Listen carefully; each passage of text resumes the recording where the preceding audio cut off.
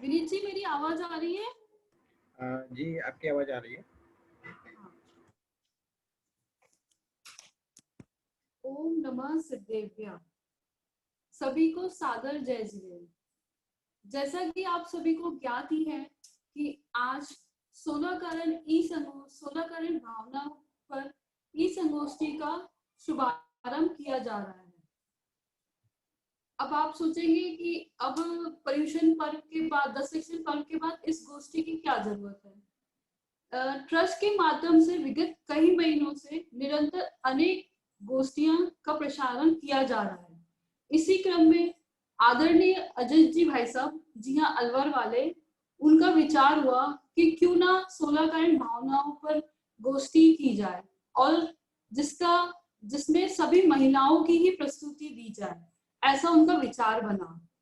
इसी विचार के चलते जिस प्रकार स्वभाव से ही मोती गोल होता है, जी हाँ, मोती जो होता है वो स्वभाव से ही गोल होता है, उसी प्रकार समस्त माताओं बहनों में नियम, पूजन, व्रत, विधान इत्यादि ये स्वभाव से ही पाए जाते हैं। मतलब मंदिर जी के प्रांगण में यदि हम वेदी पर 4-5 पुरुष देखते हैं तो उसी प्रांगण में हम देखेंगे कि लगभग 30-40 महिलाएं वहां उपस्थित होगी।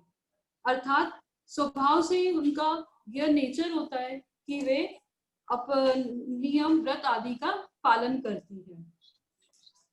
इसी प्रकार इस संगोष्ठी का आयोजन करने का विचार हुआ और जिसका पूरा श्रेय आदरणीय अजित जी भाई साहब एवं हमारे परम सहयोगी गणतन जी भाई साहब को जाता है। अतः मैं उनको बहुत बहुत धन्यवाद देना चाहती हूँ। आज की हमारी संगोष्ठी की अध्यक्षता के लिए हमारी छोटी मम्मी, जी हाँ, श्रीमती गुणमाला जी भारेल, मैं उनको आमंत्रित करती हूँ कि वे आए और अपना अध्यक्ष पद संभालें। सभी से निवेदन है कि अपने स्थान पर ही सभी करतल ध्वनि द्वारा उनका स्वागत करें। इनका परिचय क्या दूं मैं? जी हाँ, इनका परिचय देने की आवश्यकता नहीं है क्योंकि छोटे दादा के साथ जो हैं वही छोटी मम्मी है, अतः यही इनका संपूर्ण परिचय है। हमारी आज की मुख्य अतिथि, जी हाँ, हमारी मुख्य अतिथि हैं श्रीमती आरती जी पाटनी, आरती जी अशोक जी पाटनी, कोलकाता। मैं इनसे भी निवेदन करूंगी कि वे आए और अपना विशिष्ट अतिथि पद संभालें। मैं इनके बारे में आपको बता दूं, ये बहुत ही सरल स्वभावी, स्वाध्यायी प्रेमी एवं मृदुभाषी हैं। जी हाँ, जिनके द्वारा कोलकाता एवं अन्य देश विदेश समाज में उनका सहयोग प्राप्त होता है। इसी क्रम में आज के हमारे मुख्य प्रवक्ता, जो कि हमारे मुख्य आज की सभा के आदरणीय छोटे दादाजी, जिनके द्वारा हमें सहर्ष स्वीकृति प्राप्त हुई, जिनका लाभ हमें पूर्ण गोष्ठी में प्राप्त होगा, जिसके लिए मैं आदरणीय दादा को चरण स्पर्श करते हुए बहुत बहुत धन्यवाद देना चाहूंगी। दादा का परिचय देना बहुत ही अशोभनीय कार्य होगा, दादा का परिचय देना। बस अंत में इतना जरूर कहना चाहूंगी कि आज, जी हाँ, आज आदरणीय छोटी मम्मी की अध्यक्षता में हमारे मुख्य प्रवक्ता डॉक्टर हुकुमचंद भारेल हमारे छोटे दादा होंगे। जी हाँ, ये आज की मुख्य बात है। इसी प्रकार आज के संचालन के लिए मैं श्रीमती सुचिता जी राठी, जी हाँ, मैं बता दूं कि ये हमारे जो विद्वान हैं जितेंद्र जी राठी, उनकी धर्मपत्नी है सुचिता जी राठी, इनको बुलाना चाहूंगी, वे आए और गोष्ठी का संचालन करें। धन्यवाद। जय जिनेंद्र, आवाज आ रही है? हेलो, जी हाँ, आ रही है आपकी आवाज। हाँ। धन्यवाद प्रीति भाभी जी। सभी विद्वजनों, विदुषी बहने, साधर्मियों को सादर जय जिनेंद्र। तीर्थंकर प्रकृति के बंध में निमित्तभूत इस 16 कारण भावना इस संगोष्ठी के आज प्रथम सत्र के शुभारंभ अवसर पर अध्यक्ष के रूप में आदरणीय छोटी बाई, श्रीमती गुणमाला जी भारिल्य एवं मुख्य अतिथि श्रीमती आरती जी पाटनी कोलकाता सिंगापुर एवं हमारी वक्ता बहनें उपस्थित है। मंचासीन अतिथियों के अतिरिक्त सभी उपस्थित गणमान्य विद्वान और साधर्मियों का मैं हार्दिक स्वागत करती हूँ तथा मंगलमय मंगलाचरण द्वारा हम इस सत्र का प्रारंभ करते हैं। आप सभी हाथ जोड़ लीजिए। अरिहंत सिद्ध सूरि उपाध्याय साधु सर्व अर्थ के प्रकाशी मांगलिक उपकारी है। तिनको स्वरूप जान रागते भाई जो भक्ति गुणवाय स्तुति उचारी है। धन्य धन्य तुम ही से काज सब आज हुए कर जोरी बार बार वंदना हमारी है। मंगल कल्याण सुख ऐसो हम चाहते हैं। हो मेरी ऐसी दशा जैसी तुम धारी है। हो मेरी ऐसी दशा जैसी तुम धारी है। यही 16 भावना सहित धरे व्रत जोय देव इंद नर वंद्य पद ध्यानत शिव पद होय। भावना अर्थात बारंबार किया जाने वाला चिंतन। जिनागम में 12 भावना जो कि वैराग्य में प्रेरक होती है और 16 कारण भावना जो कि तीर्थंकर प्रकृति के बंध में कारण होती है। 16 कारण भावना में प्रथम भावना सम्यक दर्शन की सूचक है और मुख्य है, जिसका नाम है दर्शन विशुद्धि। इस भावना का स्वरूप स्पष्ट करने हेतु मैं आमंत्रित करती हूँ ब्रह्मचारी प्रज्ञा दीदी दिल्ली। आपका परिचय ब्रह्मचारी रविंद्र जी की प्रेरणा एवं सुमत प्रकाश जी भाई साहब के सानिध्य से आपका वैराग्यमय जीवन है। वर्तमान में आप ब्राह्मी सुंदरी विद्या निकेतन की प्राचार्य है। आत्मार्थी विद्या निकेतन दिल्ली में भी आपने अनेक वर्षों तक सेवा दी है। जिनागम की अध्येता एवं वक्ता है। ऐसी आदरणीय ब्रह्मचारी प्रज्ञा जी दिल्ली को मैं आमंत्रित करती हूँ, वे पधारे और अपना वक्तव्य प्रस्तुत करें। मेरी आवाज आ रही है? हाँ, आ रही है। हाँ। ओम नमः सिद्धेभ्य, ओम नमः सिद्धेभ्य, ओम नमः सिद्धेभ्य। भव दुख निवारण 16 कारण सहज भाव से नित भाऊं।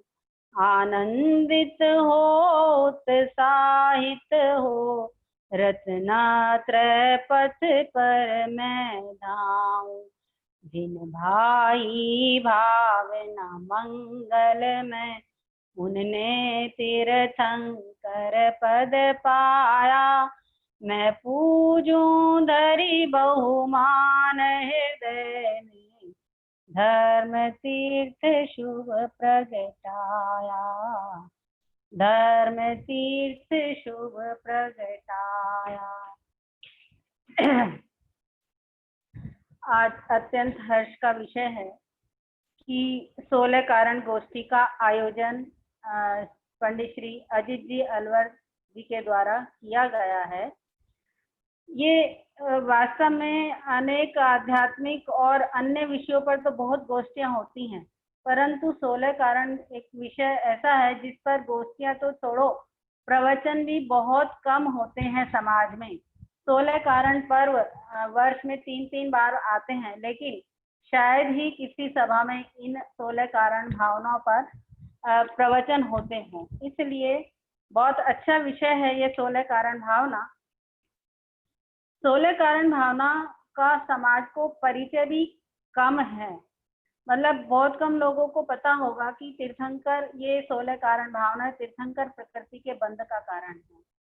मान लो कुछ लोगों को पता भी है तो सबको 16 कारण भावनाओं के नाम नहीं पता होंगे, और मान लो नाम भी पता है तो बहुत कम लोगों को ये पता होगा कि ये 16 कारण पर्व चलता कितने दिन तक है। जनरली सोच यही है कि 10 लक्षण पर्व 10 दिन चलते हैं, अष्टानी का पर्व 8 दिन चलते हैं, रत्नात्रय पर्व 3 दिन चलते हैं, तो ये 16 कारण पर्व 16 दिन चलता होगा। लेकिन ऐसा नहीं है। ये एक 16 कारण पर्व एक ऐसा है जो सबसे अधिक लंबे समय तक चलता है, अर्थात यह पूरे 1 माह तक चलता है। यदि हम ये कहें कि इसे भादो महीने का पर्यायवाची भी कह सकते हैं 16 कारण पर्व को। 16 कारण भावनाएं ये धर्म नहीं है, ये पुण्य भाव है। 16 कारण भावनाओं से निर्जरा नहीं होती, बल्कि इससे बंद होता है। 16 कारण भावना ये इन 16 कारण भावनाओं को भाकर तीर्थंकर प्रकृति का बंध होता है। इसीलिए आचार्य उमा स्वामी ने इसे तत्वार सूत्र के 6ठे अध्याय के आश्रव अधिकार के अंतर्गत लिया है। वहां आचार्य ने 16 कारण भावनाओं के नाम बताकर अंत में लिख दिया कि तीर्थंकरत्वम च, अर्थात ये तीर्थंकर प्रकृति बंध की कारण है। 16 कारण पूजा के संदर्भ में भी बहुत लोगों को भ्रांति रहती है कि 16 कारण भावनाओं की जो पूजा है उसमें 16 कारण की पूजा होती है। पूजा तो धर्म और धर्मात्माओं की होती है। 16 कारण पूजा में 16 कारण भावनाओं की पूजा नहीं है। वास्तव में उस पूजन में उन तीर्थंकरों की पूजा है जिन्होंने 16 कारण भावना भाकर तीर्थंकर पद प्राप्त किया है। ध्यानत राय जी ने तो स्पष्ट लिखा है, 16 कारण भाय तीर्थंकर जे भय, हर्षे इंद्र अपार मेरु पर ले गए। इसी प्रकार से इसी पूजन में जो 2 लाइनें और आती हैं, दर्श विशुद्धि भावना भाई 16 तीर्थंकर पद पाए, परम गुरु होए जय जय नाथ परम गुरु होए। मुझसे तो कईयों ने पूछा भी है कि दीदी ये 16 हमने 20 तीर्थंकर सुने हैं, हमने 24 तीर्थंकर सुने हैं, परंतु ये 16 तीर्थंकर कौन से होते हैं जो 16 कारण पूजा में लिखे हैं। तो यहाँ भ्रांति इसलिए होती है कि हमें इन लाइनों को पढ़ने का सही तरीका मालूम नहीं है। सही तरीका है कि दर्श विशुद्धि भावना भाय, यहाँ कोमा लगा है। यदि इस कोमा को हम 16 के बाद लगाएं तो अर्थ एकदम सही भाषित होगा। दर्श विशुद्धि भावना भाय 16 दर्श विशुद्धि के लिए 16 शब्द है, और भावना तीर्थंकर पद पाए, जो इन 16 कारण भावनाओं को भाकर तीर्थंकर पद प्राप्त करते हैं, ऐसे तीर्थंकर देव की अथवा अनंत भगवान की जय जय हो, जय जय नाथ परम गुरु। अनंत भगवान को यहाँ परम गुरु कहा है। तो इस तरह पूजन के संदर्भ में बहुत लोगों को भ्रांति होती है, वे अपनी इस भ्रांति को दूर करें। 100 कर्म की 148 प्रकृतियां होती हैं। उन 148 कर्म प्रकृतियों में ये तीर्थंकर प्रकृति सर्वश्रेष्ठ प्रकृति मानी गई है। इन 16 कारण भावनाओं की कुछ विशेषता है, उसके बाद मैं दर्श विशुद्धि भावना पर आती हूँ। इसमें एक गोमट सार जी कर्मकांड ग्रंथ में एक गाथा के द्वारा इन 16 कारण भावनाओं की विशेषता बताई है। वह गाथा है, पड़मु समिये सम्मे शेषतिये अविरदादि तारी तित्तर बंधम पारम तित्तर बंध पारम भयानरा केवली दुग्गंते। इसमें 4-5 विशेषताएं बताई गई हैं कि तीर्थंकर प्रकृति के बंध का प्रारंभ कर्म भूमि के मनुष्य पुरुष लिंगी धारी को ही होता है, यानी अन्य 3 गति के जीवों को नहीं होता है। तीर्थंकर प्रकृति का बंध केवली शुद्ध केवली के चरणारविंद में ही होता है। मतलब तीर्थंकर प्रकृति के बंध के योग्य जो परिणाम होते हैं वो केवली शुद्ध केवली के चरणों में ही होते हैं। तीर्थंकर प्रकृति का बंध प्रथमोपशम सम्यक, द्वितीयोपशम सम्यक, षयोपशम सम्यक और क्षायिक सम्यक, इन 4 प्रकार के सम्यक वालों को होता है। और अविरत गुणस्थान, देशविरत, प्रमत और अप्रमत, इन 4 गुणस्थानों में तीर्थंकर प्रकृति का बंध होता है। 16 कारण भावना भाने वाला नियम से तीसरे भाव से मोक्ष जाता ही जाता है। इस प्रकृति को ध्रुवबंदी प्रकृति कहा गया है। ध्रुवबंदी प्रकृति क्यों कहा गया है? क्योंकि यह प्रकृति चौथे गुणस्थान से लेकर 7वें गुणस्थान में वंदना प्रारंभ होती है और जिस भाव में उदय में आना होता है उस भाव में 8वें गुणस्थान अर्थात श्रेणी चढ़ते समय 8वें गुणस्थान के 6वें भाग तक यह तीर्थंकर प्रकृति निरंतर बंधती रहती है, इसलिए इसे ध्रुवबंदी प्रकृति कहा जाता है। तीर्थंकर प्रकृति बंद करने वाला जीव कहाँ कहाँ नहीं जाता है? भवनोत्रिक देवों में, खोटे मनुष्यों में, नीच कुल वालों में, विकृत अंग वाले, अल्पायु, दरिद्री, तिर्यंश, भोग भूमि में, स्त्री में, नपुंसक में, एकेंद्रिय में और विकलत्र आदि इन पर्यायों को धारण नहीं करता, इन पर्यायों में नहीं जाता है और तीसरे नरक से नीचे नहीं जाता है। इसलिए इन 16 कारण भावनाओं को कुगति का निवारण करने वाली भावना कहा जाता है। ये अब जो मेरा मूल विषय है दर्शन विशुद्धि भावना, उस विषय पर आते हैं। दर्शन विशुद्धि भावना ये 16 कारण भावनाओं में प्रथम भावना है। दर्शन विशुद्धि भावना सब भावनाओं में प्रधान भावना है, क्योंकि यदि ये दर्शन विशुद्धि जो भावना है ये वास्तव में इन 16 कारण भावनाओं के मूल है, जड़ है, बीज के रूप में है यह दर्शन विशुद्धि भावना। यदि कोई जीव इस दर्शन विशुद्धि भावना को छोड़कर शेष 15 भावनाओं को भाए तो भी वह तीर्थंकर प्रकृति का बंध नहीं कर सकता है। इसलिए यह दर्शन विशुद्धि भावना प्रधान भावना है। इससे ये भी बात सिद्ध हुई कि सम्यक दर्शन किए बिना तीर्थंकर प्रकृति का बंध नहीं हो सकता। इसीलिए अष्टावक्र में कहा है दर्शन मूलो धम्मो, अर्थात दर्शन ही, सम्यक दर्शन ही धर्म का मूल है। सम्यक दर्शन हुए बिना मोक्ष मार्ग का प्रारंभ नहीं होता है। इसलिए तीर्थंकर प्रकृति का बंध भी सम्यक दर्शन के बिना नहीं होता है। इस दर्शन विशुद्धि भावना में 2 शब्द है, दर्शन और विशुद्धि। दर्शन का अर्थ यहाँ श्रद्धा या विश्वास समझना। दर्शन मतलब एक विश्वास ऐसी चीज है जिस प्रकार लोक में भी एक हमें जिस के प्रति श्रद्धा होती है, मतलब श्रद्धा और विश्वास एक पत्थर की मूर्ति को भी भगवान का रूप दे देता है। तो हमारे देवशास्त्र गुरु, हमारे पंच परमेष्ठी हमें अपनी आत्मा का विश्वास करने के लिए कहते हैं कि तुम आत्मा हो। ऐसे विश्वास का नाम सम्यक दर्शन है। पूजा की जयमाला में भी आता है, दर्श विशुद्धि धरे जो कोई ताको आवागमन ना होई। आवागमन अर्थात आवा माने जन्म और गमन माने मरण। दर्श विशुद्धि भावना को धारण करने वाले जीव का जन्म मरण ही मिट जाता है। यहाँ और दूसरा शब्द आया है विशुद्धि। विशुद्धि का अर्थ क्या है? विशुद्धि का अर्थ है निर्दोष सम्यक दर्शन। यानी सम्यक दर्शन क्या सदोष भी होता है कि हाँ, सम्यक दर्शन के दोष आए हैं जिनागम में। 25 दोषों की चर्चा आती है जिनागम में।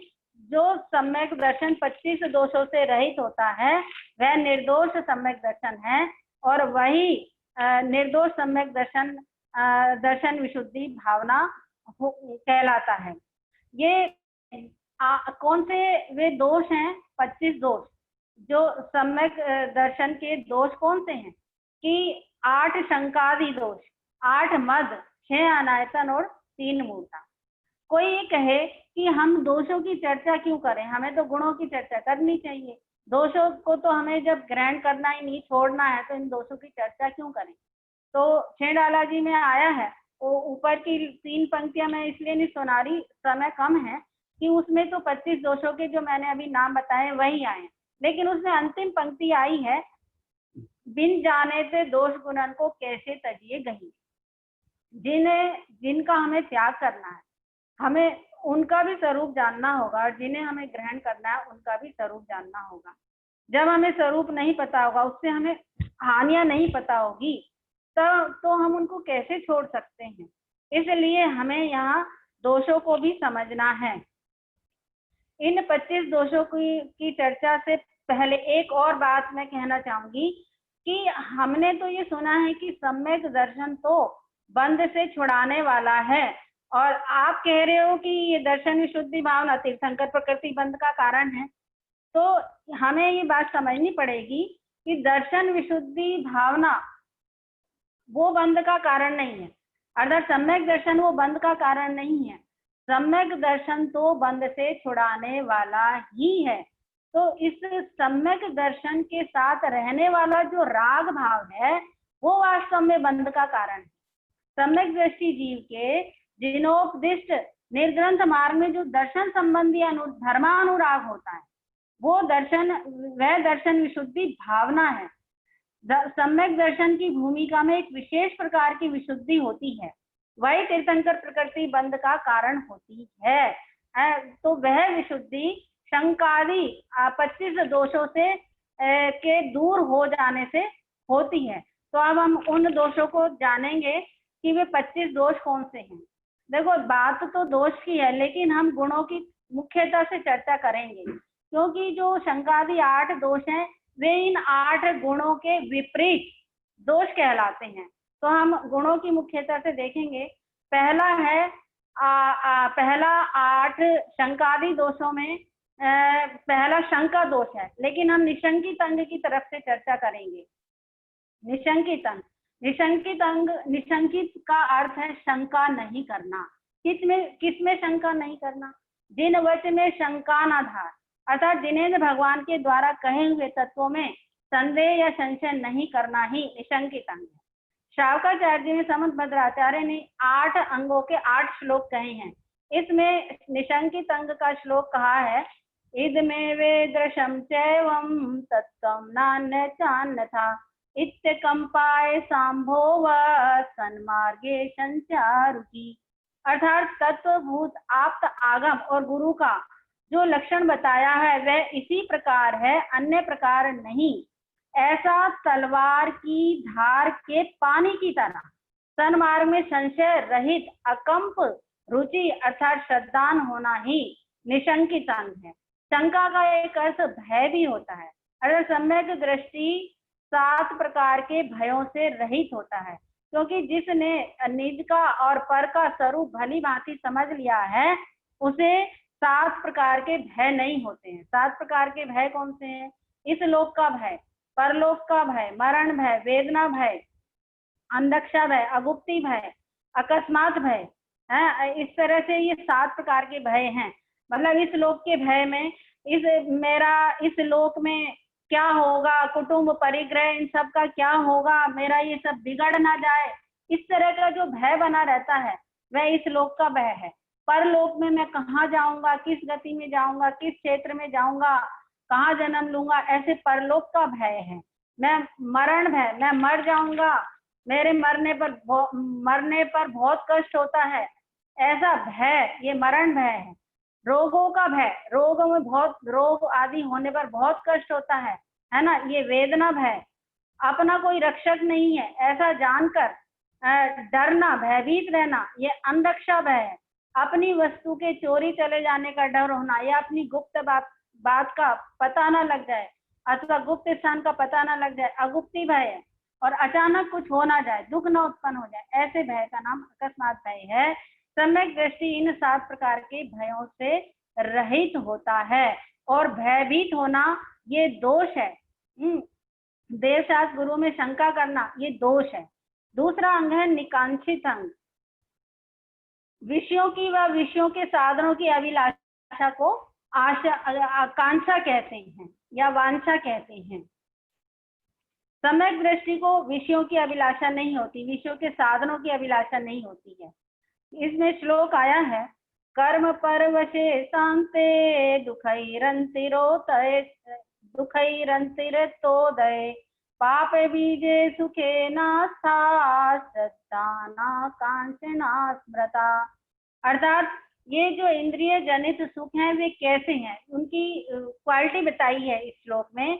कर्म परवश है, अर्थात जो कर्मों के परवश है, पराधीन है, पुण्याधीन है। शांत माने जो इंद्रिय सुख अंत सहित है। दुखेर अंतरितोदय अर्थात जो दुख के उदय सहित है। मतलब इंद्रिय जनित सुख अंत सहित है, तो क्या जब तक अंत नहीं होता तब तक धारा अखंड रूप से उसको भोगा जा सकता है कि नहीं भोगा जा सकता? बीच बीच में दुख का उदय भी आ जाता है, इसलिए दुख के उदय सहित है। और चौथा है पाप बीजे, अर्थात यह इंद्रिय जनित सुख पापों का बीज है, क्योंकि इन इंद्रिय जनित सुखों को भोगने के फल में जीव नरक, तिरंच आदि कुगतियों में जाता है। तो सम्यक दृष्टि जीव ऐसे पराधीन, अंत सहित और दुखों से भरे हुए और जो पाप के बीज हैं, ऐसे इंद्रिय जनित सुखों में को सुख मानता ही नहीं है, उसमें उसे सुख की श्रद्धा ही नहीं होती है। जब सुख की श्रद्धा नहीं होती है तो फिर उन विषयों को वो क्यों चाहेगा, क्यों उनकी कांक्षा करेगा? इस तरह वह वांछा, इन विषयों की वांछा से रहित होता है। पुरुषार्थ सिद्धि उपाय में इसी बात को कहा है कि सम्यक दृष्टि इस लोक की संपदा, पुत्रादि को तथा परलोक में इंद्रादि पद को चाहना, चक्रवर्ती नारायण आदि पद को नहीं चाहता है, और यदि वह चाहता है तो वह दोष है। तीसरा अंग है निर्विचिकित्सा। निर्विचिकित्सा अर्थात विचिकित्सा माने क्या होता? विचिकित्सा माने होता असुहावना या ग्लानि या जुगुप्सा, ये सब पर्यायवाची शब्द हैं। जो ग्लानि से रहित है वह निर्विचिकित्सा है। कि किस में ग्लानि से रहित होता है? इसके लिए आचार्य समन्वय ने बताया कि स्वभाव तो शुचौकाये रत्नात्रय पवित्रते निर्जुगुप्सा गुण प्रीति मता निर्विचिकित्सिता। यह शरीर स्वभाव से ही अपवित्र है, लेकिन यदि कोई मनुष्य रत्नत्रय को धारण कर ले तो उसकी यह अशुचि देह भी पवित्र हो जाती है। इसलिए व्रतियों के, मुनि राजों आदि के शरीर में यदि कोई रोग आदि देखकर उससे ग्लानि नहीं करना, ग्लानि का अभाव होना उनके गुणों में, अर्थात रत्नत्रय में प्रीति होना, उसका वह निर्विचिकित्सा या निर्जुगुप्सा नाम का गुण है। इसी तरह से अगला अंग है अमूढ़ दृष्टि अंग। अमूढ़ दृष्टि अंग अर्थात मूढ़ माने क्या? यथार्थ ज्ञान से रहित का होना ही मूढ़ दृष्टि है। सम्यक दृष्टि जीव सदैव अमूढ़ रहता है। श्लोक में आया है का पथे पथि दुखानाम का पथस्ते प्रसम्मति असंप्रक्तिरनुत्कीर्तिरमूढ़ा दृष्टिरुच्यते। अर्थात दुखदायक खोटे मार्ग अथवा कुत्सित धर्मों में और कुमार्गों में रहने वाले पुरुषों की, चाहे वे लोक में प्रसिद्ध ही क्यों ना हो, तो भी उनकी मन से प्रशंसा नहीं करना, वचन से उनका स्तवन नहीं करना और काया से उनकी सराहना नहीं करना, ये अमूढ़ दृष्टि अंग है। पुरुषार्थ सिद्धि उपाय में इसको अमृतचंद्र देव ने लिखा कि शास्त्राभास, धर्माभास और देवाभास में सम्यक दृष्टि जीव मूढ़ता रहित श्रद्धान करता है।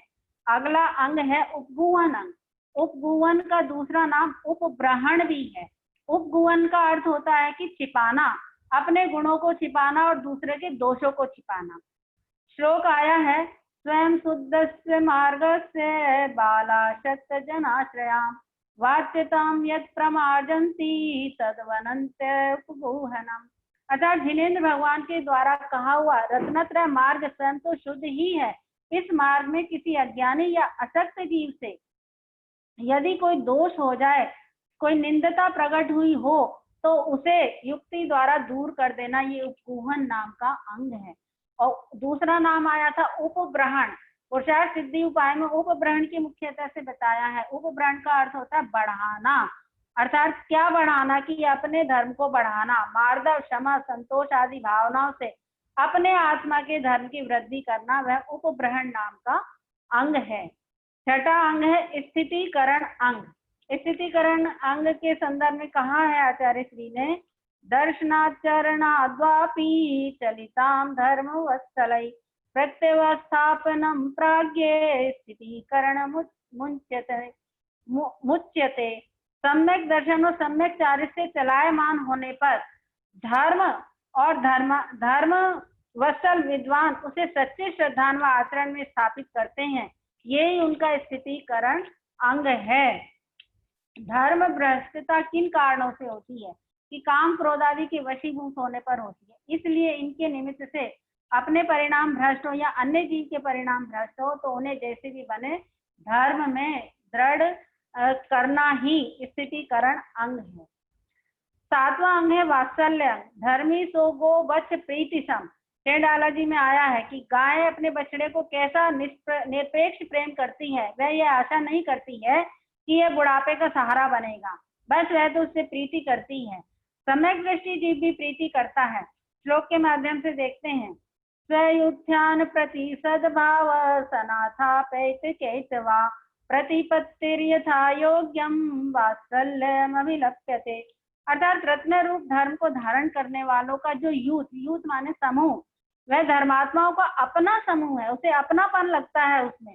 धर्मात्माओं के इस समूह में मुनि, यारिका, श्रावक, श्राविका, अवृत, सम्यक दृष्टि आते हैं। इनके प्रति सच्चे भाव से अर्थात कपट रहित यथा योग्य प्रतिपत्ति करना वह वात्सल्य अंग है। प्रतिपत्ति का अर्थ है उठकर खड़ा होना, सामने आना, आ जाना, वंदना करना, गुणों का स्तवन करना, हाथ जोड़ना, आज्ञा मानना, पूजा प्रशंसा आदि करना, अत्यंत प्रीति का भाव आना ही वात्सल्य अंग है। और अंतिम अंगों में है प्रभावना अंग। प्रभावना अर्थात अत्यंत पने प्रकट करना। किसे प्रकट करना? कि सम्यक दृष्टि निश्चय से रत्नत्रय के तेज से अपनी आत्मा को की प्रभावना युक्त करता है और व्यवहार से दान, तप, दिन, पूजा, विद्या की वृद्धि करके जैन धर्म की प्रभावना करता है। श्लोक में आया है कि अज्ञान तिमिरव्याप्ति मपाकृत्य यथा यथम जिन शासन महात्म प्रकाशा स्यात् प्रभावना। अर्थात संसारी जीवों के हृदय में अज्ञान रूपी अंधकार फैला हुआ है, उसे सच्चे स्वरूप के प्रकाश से दूर करके जिनेंद्र भगवान के शासन का महात्म्य बतलाना, प्रकाश करना, यही प्रभावना नाम का अंग है। इस प्रकार 8 अंगों को धारण करने से इन 8 गुणों के प्रतिपक्षी शंकादी दोषों का अभाव होता है। 8 मद के संदर्भ में एक श्लोक आया है शावकाचार में। ज्ञानम पूजाम कुलम जाति बलम वृद्धि तपो वपु अष्टवासित्य माने स्वाम इसमें माहुर्गतस्मया। अर्थात 8 दोषों के शंकादी दोषों के बाद 8 मद, ज्ञान का मद, पूजा का मद, कुल का मद, जाति मद, बल का मद, रिद्धि का मद, तप का मद, शरीर का मद, ये 8 मद सम्यक दृष्टि को नहीं होते हैं। वस्तु के स्वरूप को समझकर जाति कुल आदि को कर्म के अधीन जानकर इनका मद छोड़ना ही दर्शन विशुद्धि भावना है। अब 6 अनायतन और 3 मूर्ताएं रह गई हैं। शावकाचार में तो इनके अलग अलग श्लोक आए हैं, परंतु समय अभाव के कारण हम 6 डाला के आधार से देखते हैं। दौलत राम जी ने इन 6 अनायतन और 3 मूर्ताओं को मात्र 2 लाइनों में ही बताया है। वे लाइनें हैं कुगुरु कुदेव कुवृषसेवक की नहीं प्रशंस उच्चरे है जिन मुनि बिन श्रुत बिन कुगुरादिक बिन नमन करे हैं। पहली लाइन में 6 अनायतन बताए, मतलब कुगुरु जो देव नहीं है ऐसे कुदेव, जो गुरु नहीं है ऐसे कुगुरु, और जो धर्म नहीं है ऐसा कुधर्म। ये 3 और 3 इनकी सेवा करने वाले, ये 6 धर्म के अनायतन है। आ माने नहीं, आयतन माने स्थान, अर्थात जो धर्म के स्थान नहीं है ऐसे 6 अनायतन सम्यक दृष्टि जीव को नहीं होते हैं। और नीचे की लाइन में बताया है कि देव शास्त्र, देव मूर्ता, गुरु मूर्ता को पाखंड मूर्ता भी कहते हैं, और धर्म मूर्ता अर्थात लोक मूर्ता, ये तीनों मूर्ता भी सम्यक दृष्टि जीव को नहीं होती है। देव मूर्ता किसे कहते हैं कि भय, आशा, स्नेह से लोभ के वश किसी रागी द्वेषी देवों को नहीं की सेवा नहीं करना, उनको वंदन नमस्कार नहीं करना। मूर्ता की बात चल रही है तो नमस्कार करना, ये देव मूर्ता है। गुरु मूर्ता रागी द्वेषी वस्त्र परिग्रहधारी झूठे तथा कुलिंगी साधुओं की सेवा करना, वंदन नमस्कार करना, ये गुरु मूर्ता है। और लोक मूर्ता धर्म समझकर जलाशयों में स्नान, रेत पत्थर आदि के ढेर, अनेक ऐसे बहुत सारे कार्य हैं जो लोक मूर्ता के अंतर्गत आते हैं। इनका विस्तृत विवेचन तो शावकाचार्य जी में से ही देखना चाहिए। सम्यक दृष्टि जीव इन 3 मूर्ताओं से रहित होता है। यहाँ एक प्रश्न हो सकता है कि अनायतन और मूर्ता में क्या अंतर है। तो अनायतन में तो कुलदेव आदि की प्रशंसा की जाती है और मूर्ता में उनकी सेवा, पूजा, विनय, वंदन आदि ये सब किया जाता है। ये इनमें थोड़ा अंतर पाया जाता है। इस प्रकार हमने 25 दोषों को अति संक्षेप में देखा है। वास्तव में तो ये एक एक अंग और एक एक दोष बहुत विस्तृत विवेचन की अपेक्षा रखते हैं, लेकिन गोष्ठियों में समय सीमित होता है, अतः मात्र अपना एक समझो दिशा निर्देश जैसा ही यहाँ पर किया गया है। बाकी तो आप स्वयं स्वाध्याय करें और देखें कि ये 25 दोषों से रहित सम्यक दर्शन की विशुद्धता, विशुद्ध दर्शन, विशुद्धि भावना किस प्रकार से होती है। तो इस तरह से सम्यक दर्शन के 25 दोषों का त्याग करके सम्यक दर्शन की उज्ज्वलता हो जाती है। ऐसा जानकर निरंतर दर्शन विशुद्धि भावना का चिंतन करना ही दर्शन विशुद्धि भावना है। हम आप सब भी ऐसी दर्शन विशुद्धि भावना को अपने जीवन में प्रकट करें। इसी मंगल भावना के साथ मैं अभी अपना वक्तव्य को विराम देती हूँ। बहुत बहुत धन्यवाद दीदी को। आदरणीय दीदी के वक्तव्य से हमने जाना कि षोडश कारण भावना में दर्शन विशुद्धि भावना का क्या स्वरूप है और यह भावना बोलेंगी।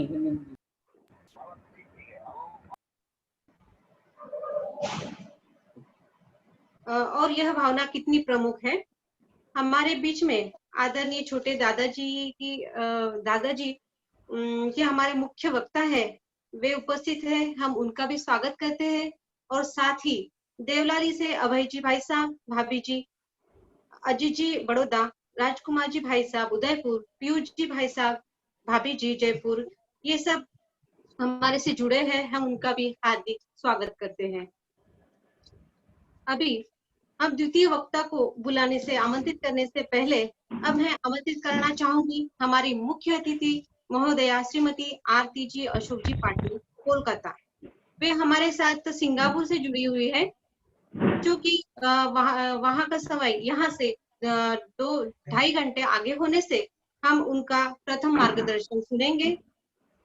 आपका परिचय, आप कोलकाता मुमुक्षु मंडल के प्रतिनिधि श्री अशोक जी पाटनी की धर्मपत्नी है, तत्व रसिक एवं स्वाध्यायी है। वर्तमान में आप सिंगापुर निवासी है तथा तत्व ज्ञान की धारा से निरंतर जुड़े रहते हैं। सिंगापुर में होने वाली सभी धार्मिक गतिविधियों में आपका निरंतर सहयोग हमें प्राप्त होता रहता है। आदरणीय श्रीमती आरती जी पाटिल, मैं उनको आमंत्रित करती हूँ और वो अपना वक्तव्य। जय जिनेंद्र। जय जिनेंद्र। आदरणीय छोटी मम्मी गुणमाला जी, छोटे दादा डॉक्टर हुकुमचंद जी भारिल, उपस्थित समस्त विदुषीगण एवं समस्त श्रोतागण, सभी को सादर जय जिनेंद्र। बहुत ही आनंद हुआ जब पता चला कि सर्वोदय अहिंसा ट्रस्ट द्वारा आयोजित इस 16 कारण भावनाओं पर संगोष्ठी का सारा संचालन विदुषी बहनों द्वारा किया जा रहा है। यह शायद ऐसा पहला प्रयोग है और बहुत ही सराहनीय है, क्योंकि गुरुदेव के प्रभावना योग में आज बहुत सी विदुषियां स्वयं स्वाध्याय तो कर ही रही हैं और इनके साथ आत्मार्थी ट्रस्ट, शाश्वत धाम, ब्राह्मी सुंदरी विद्या निकेतन के माध्यम से मुमुक्षु विदुषी बहनें भी तैयार हो रही हैं। आप सब निरंतर स्वाध्याय करती हैं, कराती हैं, कक्षा लेती हैं और अपने जीवन को धर्म प्रभावना के मार्ग पर लगाकर स्वयं मुक्ति के मार्ग पर बढ़ रही हैं। टोडरमल स्मारक और सर्वोदय अहिंसा ट्रस्ट हम सबको निष्पक्ष रूप से सच्चे मार्ग पर आगे बढ़ा रहा है, इसलिए हम सब बहुत भाग्यशाली हैं और इस अवसर पर हमें आदरणीय छोटे दादा का मंगल सानिध्य भी मिल रहा है। और ऐसे में आप सबने मुझे मुख्य अतिथि के रूप में निमंत्रण देकर जो सम्मान दिया है, इसके लिए मैं आप सबकी आभारी हूँ। अभी प्रज्ञा दीदी ने हमें 16 कारण भावनाओं और इनमें प्रधान दर्शन विशुद्धि भावना पर मार्मिक और सुंदर चर्चा विस्तार से सुनाई। हमारे मनुष्य जीवन में सम्यक दर्शन की प्राप्ति ही हमारा लक्ष्य होना चाहिए। पूजा में भी कहा है, हो सम्यक दर्शन प्राप्त मुझे तो सफल बने मानव जीवन। हाल ही में पूरे हुए 16 कारण पर्व के दौरान हमने आदरणीय संजीव जी गोधा से 16 कारण भावनाओं को समझा था। दशलक्षण पर्व के दौरान आदरणीय शांति कुमार जी पाटिल ने 16 कारण पूजा की लाइनों के माध्यम से इनका खुलासा भी किया था। जैसा कि प्रज्ञा दीदी ने बताया, 16 कारण भावनाएं सबसे उत्कृष्ट भावनाएं हैं। इनके मनन चिंतन से चतुर्गति के दुखों से मुक्ति मिलती है। इनसे तीर्थंकर प्रकृति का बंध होता है। ऐसी उत्कृष्ट भावनाओं के ऊपर आप सब अगले 8 दिनों तक संगोष्ठी कर रहे हैं। अपने अपने विचार प्रस्तुत करेंगे। इनको सुनने के लिए मैं स्वयं बहुत उत्साहित हूँ। बताना चाहूंगी कि मुझे एक बार शाश्वत धाम की विदुषियों से मिलने का अवसर मिला था। उनसे मिलकर, उनमें शास्त्रों का ज्ञान देखकर, उनका उत्साह देखकर मन बहुत प्रसन्न हुआ था। यही कहना चाहूंगी कि आप सब बहुत भाग्यशाली हैं कि आप सबको सच्चा मार्ग मिल गया है। आप सब विदुषियां अपने जीवन में लिए गए संकल्पों को पूरा कर धर्म मार्ग में लग रहे हैं, औरों को लगाने की प्रेरणा दे रहे हैं। यही सच्ची धर्म प्रभावना है। कहना तो बहुत चाहती हूँ, पर आज अभी हमें रंजना जी से विनय संपन्नता भावना के ऊपर और छोटे दादा से इन सभी भावनाओं के मर्म को समझना है। इसलिए आप सबको पुनः धन्यवाद देते हुए अपनी बात यहीं पूरी करती हूँ। जय जिनेंद्र। बहुत बहुत धन्यवाद। आपके मार्गदर्शन से हम लाभान्वित हुए। अब इसके पश्चात द्वितीय भावना है विनय संपन्नता। विनय अर्थात जो विशेष रूप से अपने आत्म तत्व की ओर लेकर जावे, वह विनय संपन्नता। इस भावना का स्वरूप स्पष्ट करने हेतु मैं आमंत्रित कर रही हूँ डॉक्टर रंजना जी जैन, दिल्ली। आपका परिचय। आप जैन समुदाय में जानी मानी लेखिका एवं समाज सेवी के रूप में प्रसिद्ध है। आपने हिंदी साहित्य में एमए की उपाधि स्वर्ण पदक सहित प्राप्त की है तथा लाल बहादुर शास्त्री राष्ट्रीय संस्कृत विद्यापीठ नई दिल्ली से प्राकृत भाषा एवं साहित्य में आचार्य की उपाधि 3 स्वर्ण पदकों के साथ प्राप्त की है। आपने प्राकृत भाषा विभाग से कविवर हस्तिमल की 4 नाटकों की सांस्कृतिक अध्ययन विषय पर पीएचडी भी की है। नेट जेआरएफ है। शोध आलेख लेखन एवं वाचन भी आप अनेक स्थानों पर कर चुकी हैं। आप श्री टोडरमल दिगंबर जैन सिद्धांत महाविद्यालय के प्रथम बैच के डॉक्टर सुदीप जी जैन की धर्म पत्नी है। ऐसी डॉक्टर रंजना जी जैन, आप आए और अपना वक्तव्य प्रस्तुत करें। सभी को सादर जय जिनेंद्र। आवाज आ रही है मेरी? हाँ, आ रही है। परम आदरणीय छोटे दादा, छोटी बाई, माननीय महोदय, मुख्य अतिथि महोदय, सभी उपस्थित मोक्ष मार्ग के पथिक साधर्मी जन, सभी को मेरा शुद्धात्म वंदन। आज हम 16 करण भावनाओं पर चर्चा करने के लिए एकत्रित हुए। बहुत सुंदर अवसर हमें समझने के लिए। भाव और भावना, यद्यपि ये दोनों शब्द एक जैसे लगते हैं, लेकिन इनमें थोड़ा सा अंतर है। भाव यानी एक विचार, एक परिणाम, एक चिंतन, जो किसी भी व्यक्ति के प्रति अच्छा या बुरा किसी भी रूप में हो सकता है, लेकिन भावना निरंतर विशुद्धि को बढ़ाने वाली होती है। इसीलिए आगम में भी जितने अच्छे विचार हैं उनको भावना, और जितने बुरे विचार थे उनको दोष, मल, विकार के नाम से वर्णित किया। भावना भवनाशिनी, जैसा कि नाम से स्पष्ट है कि भावना भव का विनाश करने वाली है। संसार के कारणभूत विचारों से तो हम अनादि से सुपरिचित हैं। चलिए आज चर्चा करते हैं मोक्ष की सहकारी भावनाओं को। आगम में कई प्रकार की भावनाओं का वर्णन किया गया है, जिसे 12 भावना, वैराग्य भावना, सम्यक्त की सहचारी भावना, 16 करण भावना। यद्यपि इन सभी में भावना शब्द कॉमन है, लेकिन फिर भी 12 भावनाओं के लिए द्वादश अनुप्रेक्षा शब्द का प्रयोग किया गया है, जबकि 16 करण भावना के लिए कहीं भी अनुप्रेक्षा शब्द का प्रयोग नहीं किया। इससे सिद्ध होता है कि 12 भावनाओं के भावनापने में और 16 करण भावनाओं के भावनापने में कुछ अंतर है। जहां 12 भावनाओं को वैरागी की जननी कहा गया है, वहीं 16 करण भावनाओं को जीव मात्र के प्रति अहित की करुणा भावना, निस्वार्थ करुणा भावना, इसे अनिवार्य रूप से वैरागी की जननी नहीं माना गया है, ना ही निरंतर चिंतन करने की है। ये तो सतत निरंतर जीव के अंतरंग में चलती ही रहती है। तभी तो इस 16 करण भावनाओं के भाने से सर्वोत्कृष्ट तीर्थंकर पुण्य प्रकृति का बंध होता है। जहां 12 भावनाएं वैरागी की जननी होने से मोक्ष की कारणभूत धर्म रूप है, वहीं 16 करण भावना तीर्थंकर प्रकृति का पुण्य बंध, कर्म प्रकृति के बंध रूप होने से पुण्य रूप है। इस प्रकार देखा जाए तो इन दोनों में तात्विक अंतर भी है। जब हम आचार्यों के मुख से सुनते हैं कि 16 करण भावनाओं के भाने से तीर्थंकर प्रकृति का बंध होता है, तो ऐसा लगता है कि इन भावनाओं को तो कोई विशेष जीव जो तीर्थंकर बनने वाला है वही भाता होगा, लेकिन ऐसा नहीं है। कोई भी अविरति सम्यक दृष्टि, देशव्रती श्रावक, दिगंबर भावलिंगी संत हो, सभी इन दर्शन 16 करण भावनाओं को भाकर तीर्थंकर प्रकृति का बंध कर सकते हैं। 16 करण भावनाओं में पहली भावना दर्शन विशुद्धि भावना। दर्शन विशुद्धि यानी श्रद्धान की निर्मलता, जिसका विवेचन अभी हमने आदरणीय दीदी के मुख से सुना।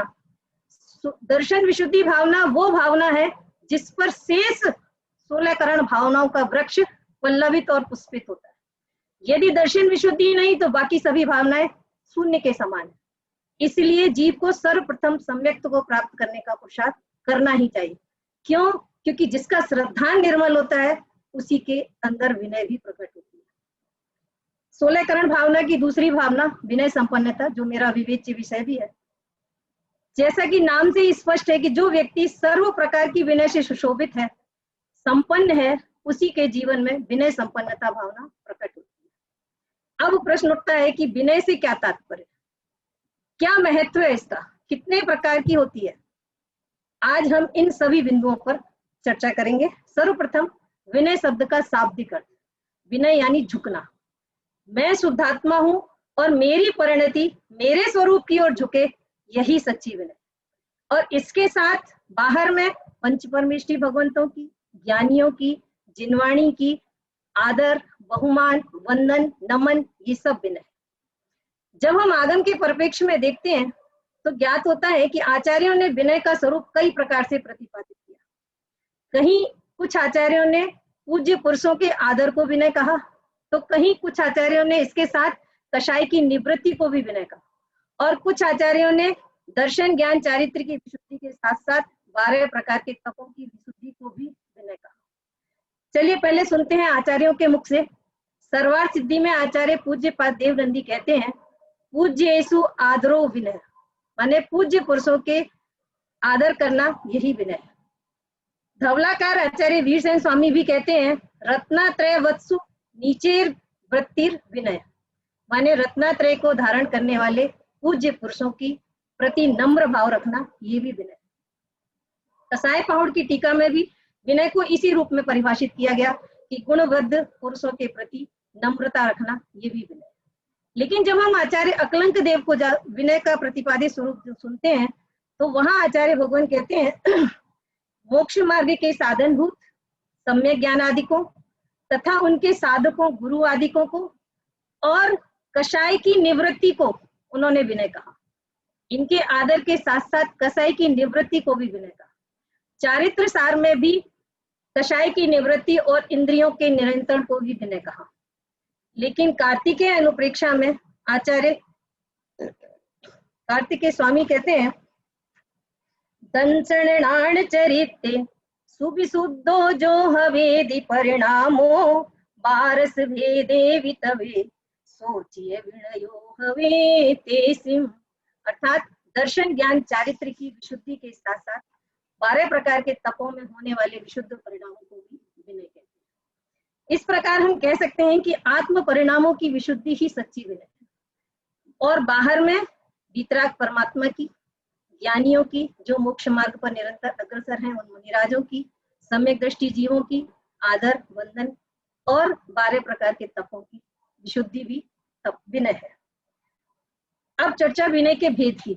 जब हम विनय के भेद को देखते हैं तो वहां भी आचार्यों के अलग अलग मत हमें देखने को मिलते हैं।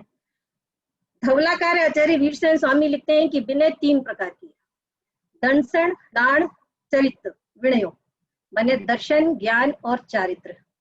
जबकि तत्वार सूत्र के रचयिता आचार्य उमा स्वामी ने ज्ञान, दर्शन, चारित्र, उपचारा कहकर विनय के 4 भेद किए, दर्शन, ज्ञान, चारित्र और उपचार विनय। लेकिन वहीं कार्तिकेय अनुप्रेक्षा में भगवती आराधना में आचार्य शिवार्य कहते हैं कि विनय 5 प्रकार की। विनयो पुण पंच विहो दिठोड़ाण दंसण चरिते तव विनयो यच उत्थो चरियो यारियो विनयो। दर्शन, ज्ञान, चारित्र, तप और उपचार, इस तरह से उन्होंने विनय के 5 भेद दिए। जहां तक मेरा मानना है कि आचार्यों के मतभेद होते हुए भी वास्तव में ये भेद नहीं है, क्योंकि आत्मिक गुणों को देखें तो दर्शन, ज्ञान, चारित्र ही विनय के मुख्य भेद हैं, और जो तप विनय है वह चारित्र विनय के साथ अंतर्गर्भित है, और जो उपचार विनय है वह तो ज्ञानियों के जीवन में सहज वर्तती है, वो उन्हें पुरुषार्थ पूर्वक करनी नहीं पड़ती। इस प्रकार देखा जाए तो इन तीनों में वो विनय 5 विनय समाहित है। अब हम चर्चा करते हैं दर्शन विनय की। सम्यक्त से संपन्न जो सम्यक दृष्टि जीव हैं, सम्यक्त से संपन्न जो पूज्य पुरुष हैं, उनकी विनय दर्शन विनय। दर्शन विनय के अंतर्गत आचार्यों ने 9 देवताओं की विनय का उल्लेख किया। अरहंत, सिद्ध, आचार्य, उपाध्याय, सर्व साधु, पंच परमेष्टि भगवंतों की यथायोग आदर, बंदन, बहुमान, नमन, गुणानुवाद, ये सब उनकी विनय। साथ ही जिन धर्म, जिनागम, जिन चैत्य, जिन चैत्यालय की विनय भी हमें करना चाहिए। जिन धर्म की विनय यानी हमारा जिनेंद्र परमात्मा द्वारा जो बताया गया जैन धर्म है, जिन धर्म है, वह वीतरागता रूप और अहिंसा प्रधान है। तो अहिंसा धर्म को अहिंसा रूप में विवेचित करना, ये तो है जिन धर्म की विनय। लेकिन इसके विपरीत हिंसादी क्रियाओं में धर्म मानना, जैसे दीपक से आरती करना, धूपदान में धूप खेना, अग्नि से हवन आदि करना, ये जिन धर्म की अभिनय है। इसी प्रकार धर्म तो वीतरागता रूप है, और राग भाव में धर्म मानना या शुभ क्रियाओं से मोक्ष मानना, ये जिन धर्म की अभिनय। जिनागम की विनय, जिनागम माने जिन शास्त्रों की विनय, उन्हें विनय से रखना, उठाना, सुनना, सुनाना, जिन वचनों को जीवन में अंगीकार करना, ये जिनागम की विनय। लेकिन इसके विपरीत मिथ्यात्व से पोषक शास्त्रों को लिखना, पढ़ना, सुनना, सुनाना, जिन वचनों में शंका करना, ये जिनागम की अभिनय। जिन चैत्य की विनय, प्रतिदिन शुद्ध वस्त्रों में जिन प्रतिमा का प्रक्षालन, पूजन, उनका गुणानुवाद करना, ये जिन प्रतिमा की विनय। लेकिन इसके विपरीत प्रमादवश देव दर्शन का भाव ही नहीं आना, नमन, पूजन, बंधन का भाव नहीं आना, ये जिन प्रतिमा की अभिनय है। जिन चैत्यालय, वह पवित्र आलय जहाँ हमारे जिनेंद्र परमात्मा विराजमान है, उसकी विनय करना, वैयावृत्ति करना, ये जिन मंदिर की विनय है।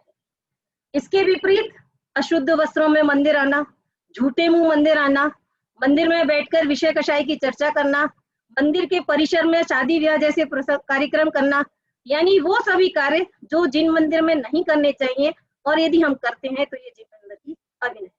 कहने का तात्पर्य है कि हमें हर कार्य बहुत ही सोच समझ कर करना चाहिए। क्यों? क्योंकि जहां विनय संवर निर्जरा का कारण होने से धर्म रूप है, जहां विनय तीर्थंकर प्रकृति का बंध का कारण होने से पुण्य रूप है, वहीं विनय नाम का मिथ्यात्व भी आगम में वर्णित है। यदि हम धर्म के नाम पर जो क्रियाएं कर रहे हैं, उनसे धर्म की जगह कहीं ऐसा तो नहीं कि विनय मिथ्यात्व का पोषण हो रहा हो। जैसे हम अक्सर कह देते हैं सभी धर्म समान है, सभी देवी देवता समान है, तो ये कहने से जिन धर्म की विनय नहीं, अभिनय है। विनय मिथ्यात्व का पोषण हो रहा है। यहाँ पे जो जीव पूजन के योग्य हैं, उनकी पूजन बंधन करना, ये विनय धर्म है।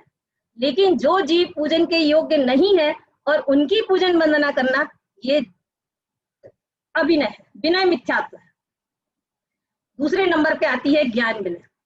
सम्यक ज्ञान की आराधना का स्रोत माँ जिनवाणी, इसलिए शास्त्रों की विनय करना, ज्ञान की आराधना करने वाले ज्ञानियों की विनय करना, देश काल आदि विशुद्धि के अनुसार आलस्य रहित होकर बहुत बहुमान पूर्वक जिन शास्त्रों को सीखना, अक्षर पद मात्रा से शुद्ध उच्चारण करना, उसी का चिंतन करना, उसी का उपदेश देना और उसी के प्रति अपनी जीवनचर्या करना, ये सब ज्ञान की विनय।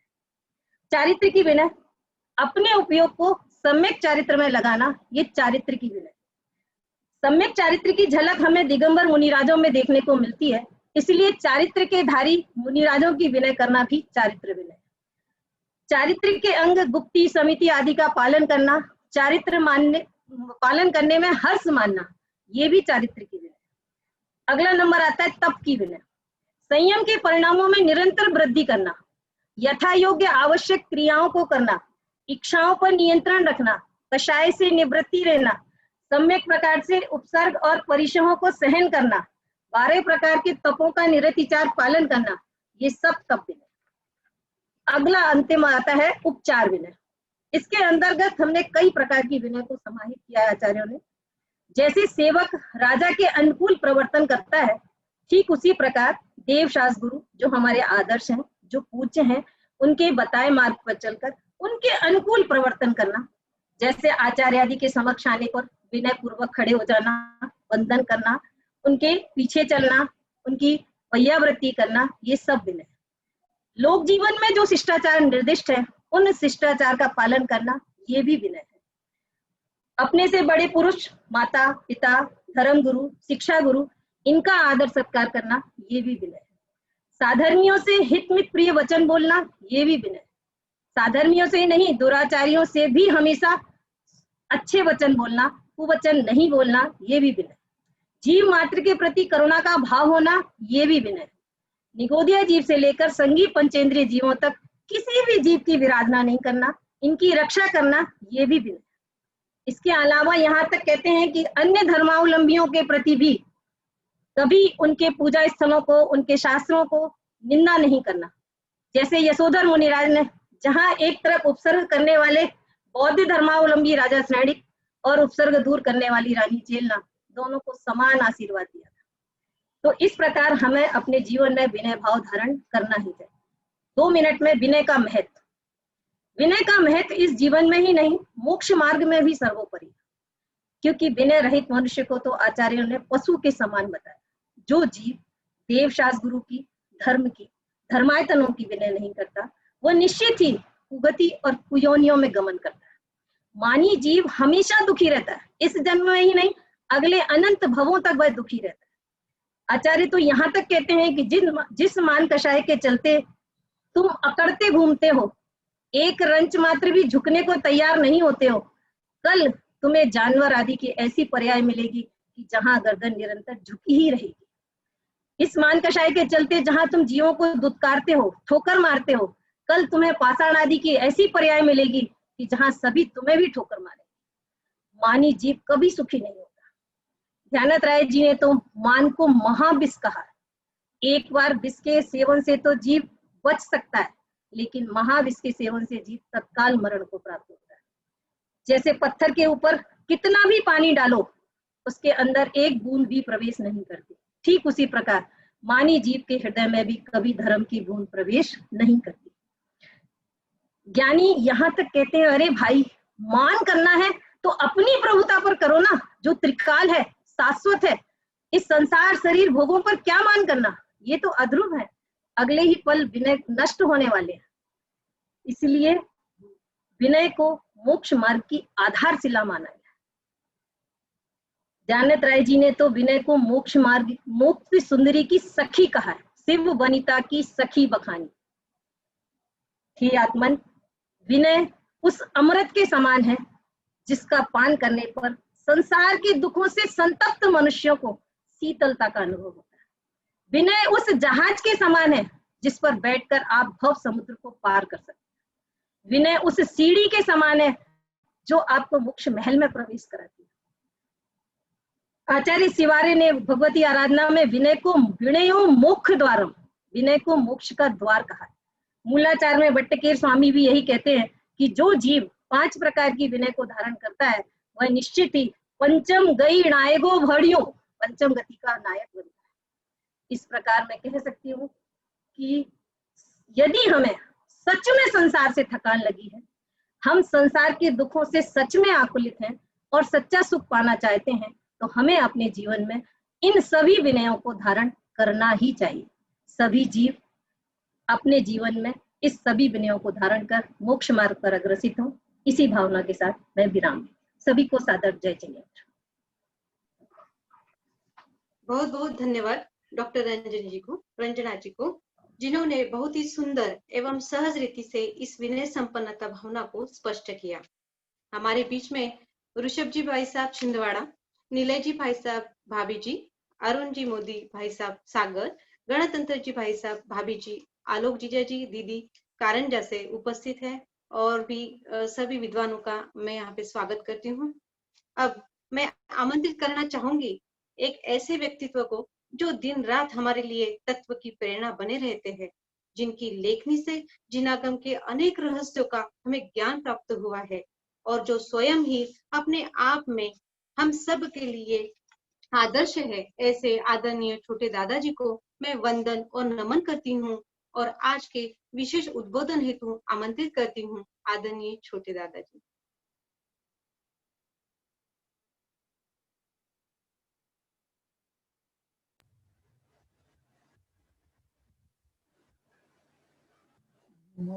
हेलो हेलो, क्या चाहिए था? रूमाल था रुमाल है। मेरा मेरा मेरा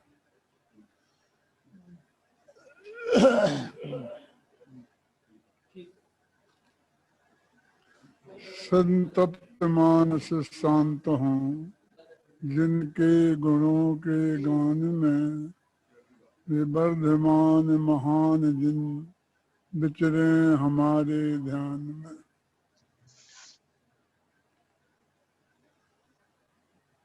सोलह कान भावनाओं की चर्चा चल रही है और 8 दिन तक लगातार चलेगी।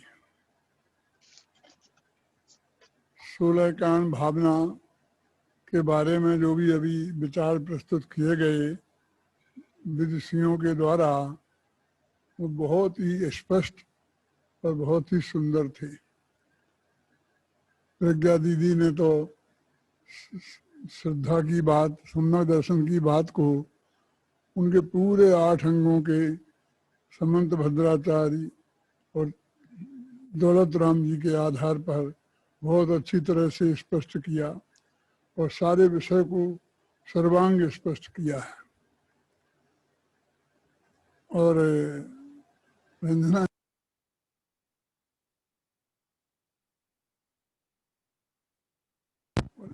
सुदीप जैसा ही उग्र पौरुष उनमें है और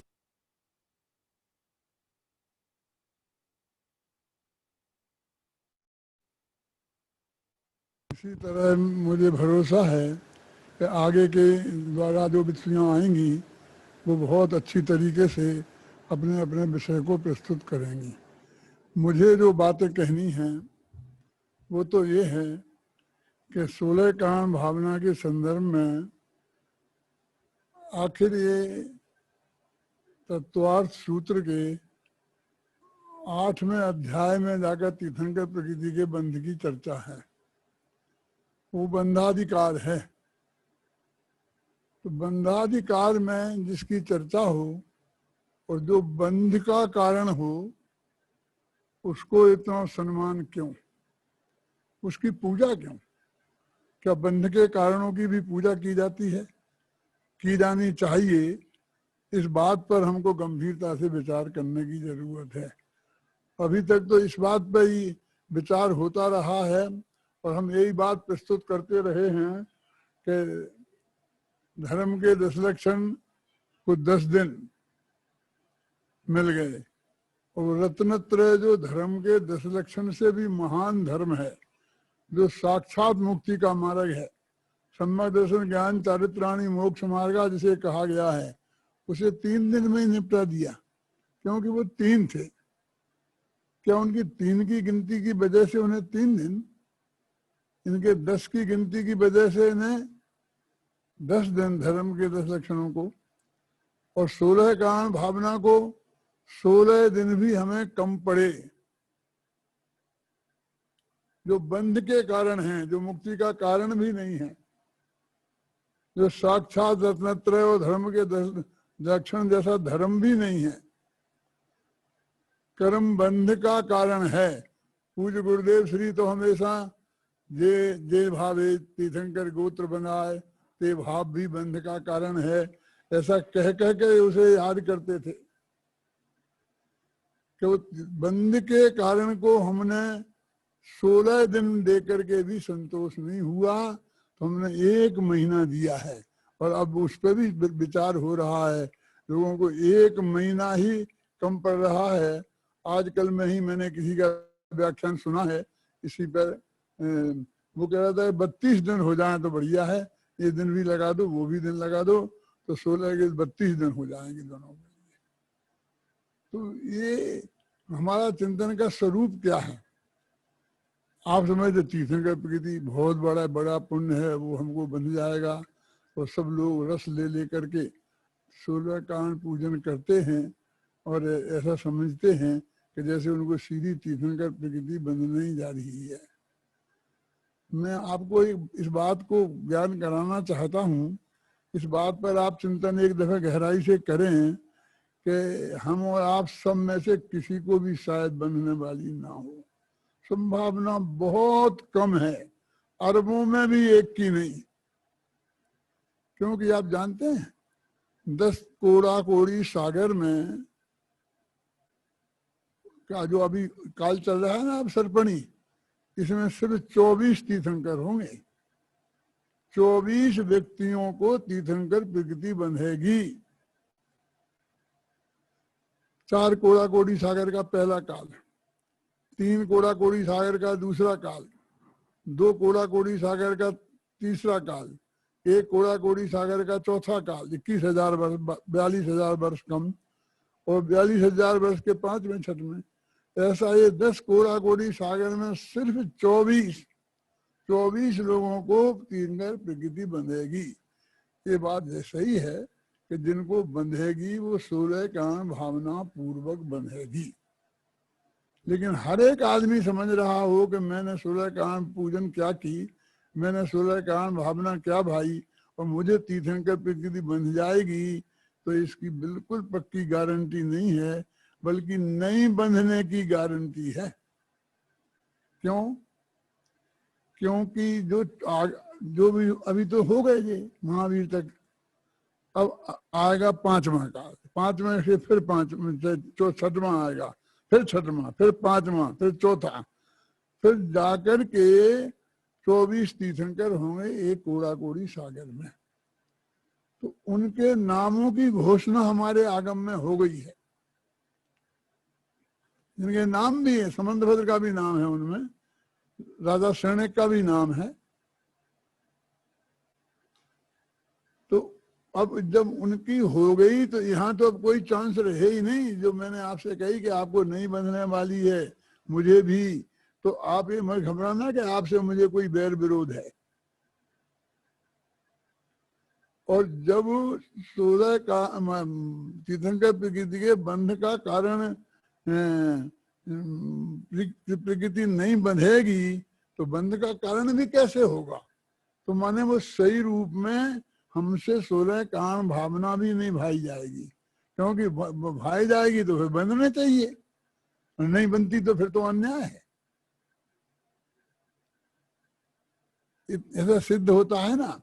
तो मतलब ये कि जो चीज की संभावना बिल्कुल क्षीण है, आप कह सकते कदाचित वो 23 जो नाम है जिनकी घोषणा हुई है 24 की, 2 तो न गए, अब 22वां नाम के जो हैं उनमें हो सकता है हमारा नाम हो, हमें बहुत प्रसन्नता होगी। आपका नाम हो तो हमें कोई दिक्कत नहीं है, लेकिन आप समझो कि कितना परसेंटेज चांस है, अरबों में भी एक का चांस नहीं है। और उसकी आशा लगाकर और सारे देश में, सारी दुनिया में, और पूरा धर्म के 10 लक्षण से भी तिगुने 1 महीना तक हम इसकी आराधना करते रहें और उसके गीत गाते रहें, ये कहाँ का न्याय है धर्म के प्रति? बंध के कारण की, बंध का कारण तो हे होता है, वो पूज्य कैसे हो सकता है?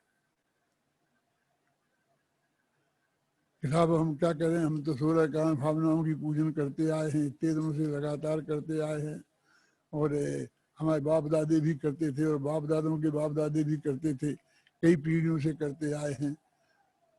अब तो बहुत भाई बहन इस बात को सोचने लग गए हैं, और मैं भी कम से कम 40 साल से इस बात की चर्चा कर रहा हूँ, तो इसलिए बहुत भाई बहनों तक वो बात पहुँच गई। और ये 2 जो व्याख्यान हुए हैं, इन व्याख्यानों से भी मुझे उसकी ध्वनि प्राप्त हुई है कि जो मैं कह रहा हूँ कि भाई ये बंद कैसे, क्या है कि तीर्थंकर प्रकृति 4थे गुण स्थान से लेकर 8वें गुण स्थान के 14 हिस्से करो तो उसमें 6वें भाग तक बंध होता है, और ये निरंतर बंधी प्रकृति है। तो जब से बंधना शुरू होती है उसका मतलब ये है कि तब तक निरंतर बनती रहती है जब तक उसका उदय में आना शुरू नहीं हो और वो तीर्थंकर नहीं बने। तो फिर वो नरक में भी चले गए राजा सनक, तो वहां भी तीर्थंकर प्रकृति बन रही है। उसका क्या अर्थ हुआ कि वहां तीर्थंकर प्रकृति कोई मुफ्त में नहीं बन रही है। तीर्थंकर प्रकृति जिन भावों से बंधे वैसे भाव राजा सनक के हो रहे हैं। इसका मतलब पहले नरक में भी वैसे भाव हो सकते हैं कि जिसे तीर्थंकर प्रकृति बंधे, और तो निरंतर बंधी प्रकृति है, जिसको भी बंधेगी तब से निरंतर बंधेगी। और ऐसे तीर्थंकर तो बहुत कम होते हैं जो उसी भाव से मोक्ष जाएं। होते हैं 2 कल्याणक वाले तीर्थंकर भी होते हैं, 3 कल्याणक वाले तीर्थंकर भी होते हैं, लेकिन अभी तो अपने भारत क्षेत्र में नहीं, विदेश क्षेत्र वगैरह की बात है। यहाँ तो पंच कल्याणक वाले जो 3 भव पहले तो कम से कम प्रकृति बनना शुरू होती है, और 3 भव तक लगातार बंधती रहती है।